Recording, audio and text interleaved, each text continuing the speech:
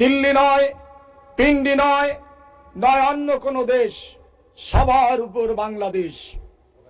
যার মধ্যে দেশপ্রেম থাকে, যার মধ্যে সততা থাকে, যার মধ্যে দেশের মানুষের প্রতি ভালোবাসা থাকে, তার পক্ষেই জাতির সামনে এই স্লোগান দেওয়া সম্ভব। এটা কোনো স্লোগান নয়, এটা রাষ্ট্র পরিচালনার একটি দর্শন।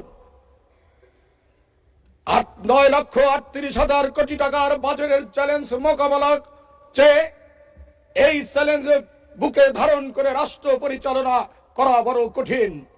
তারপরেও মাননীয় প্রধানমন্ত্রী ইনি এই স্লোগান বুকে ধারণ করে বাংলাদেশকে এগিয়ে নেওয়ার যে চ্যালেঞ্জ ঘোষণা করেছেন, আমি মনে করি এই চ্যালেঞ্জ যিনি গ্রহণ করতে পারেন তার পক্ষে বাজেট মোকাবেলা করা ইনশাল্লাহ কোনো কঠিন হবে না।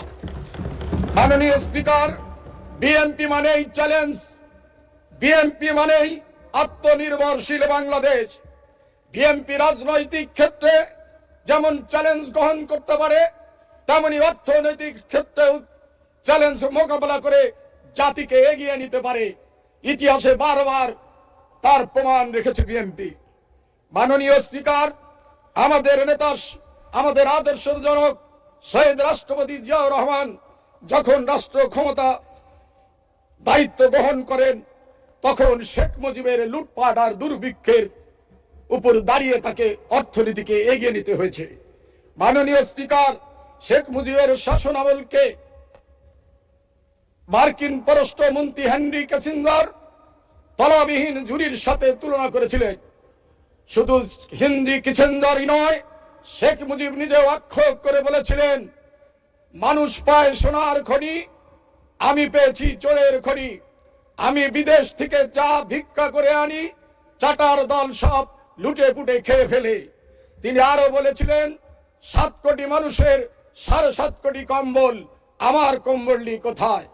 মাননীয় স্পিকার, আমাদের নেতা শহীদ রাষ্ট্রপতি জিয়াউর রহমান রাষ্ট্র ক্ষমতায় অধিষ্ঠিত হয়ে সেই লুটপাট আর দুর্ভিক্ষের চ্যালেঞ্জ মোকাবেলা করে বাংলাদেশকে অর্থনৈতিক ভাবে স্বয়ংসম্পূর্ণ করে তুলেছিলেন। মাননীয় স্পিকার, শুধু তাই নয়, পরবর্তীতে হুসেইন মোহাম্মদ এরশাদের সামরিক শাসনের বিরুদ্ধে দীর্ঘ 9 বছর আন্দোলন সংগ্রাম করে এরশাদকে উৎখাত করে আমাদের মা, আমাদের নেত্রী বাংলাদেশের রাষ্ট্র ক্ষমতা হাত তুলে নিয়েছিলেন, দায়িত্ব নিয়েছিলেন।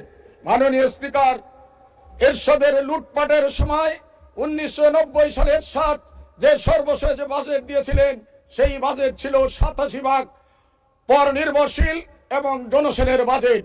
বেগম খালেদা জিয়া রাষ্ট্র ক্ষমতায় অধিষ্ঠিত হয়ে সেই প্রথমেই সেই বাজেটকে 50 ভাগ আত্মনির্ভরশীল বাজেট তিনি ঘোষণা করেছিলেন। মাননীয় স্পিকার, 1996 সালে শেখ হাসিনা রাষ্ট্র ক্ষমতায় এসে আবার লুটপাট শুরু করে এবং শেয়ার মার্কেট থেকে 96,000 কোটি টাকা লুটপাট করে বাংলাদেশের অর্থনীতির মেরুদণ্ড ভেঙে দিয়েছিলেন। কিন্তু 2001 সালে দেশনেত্রী বেগম খালেদা জিয়া আবার রাষ্ট্র ক্ষমতায় এসে বাংলাদেশের অর্থনীতির চাকাকে সচল করেছিলেন। সেই দিন বেগম খালেদা জিয়ার অর্থনীতির সফলতায় কে বিশ্ব অর্থনীতিবিদ এবং বিশ্লেষকরা এবং বিশ্বের বিভিন্ন সংস্থা বেগম খালেদা জিয়ার অর্থনৈতিক সফলতাকে দক্ষিণ এশিয়ার ইমার্জিং টাইগার হিসেবে তুলনা করেছিলেন।